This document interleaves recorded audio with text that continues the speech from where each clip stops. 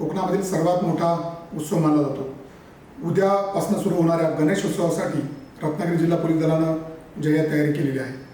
सगळ्यात महत्त्वाचं म्हणजे मुंबईमधून येणारे जे भाविक आहेत त्यांचा प्रवास सुरळीत व्हावा म्हणून 18 ठिकाणी मदत केंद्र उभारणी करण्यात आलेली आहे। त्या मदत केंद्रामध्ये आरोग्य सुविधा, पिण्याचं पाणी अशा प्रकारची व्यवस्था करण्यात आलेली आहे। ठिकठिकाणी वाहतूक कोंडी होऊ नये म्हणून वाहतूक पोलीस कर्मचाऱ्यांचा बंदोबस्त तैनात करण्यात आलेला आहे आणि हा प्रवास सुरळीत होईल यासाठी दक्षता घेतलेली आहे। या संपूर्ण गणेशोत्सवामध्ये कायदा आणि सुव्यवस्थेचा प्रश्न निर्माण होऊ नये म्हणून SRPF, होमगार्ड, जिल्हा पोलीस दल हे तैनात असणार आहेत।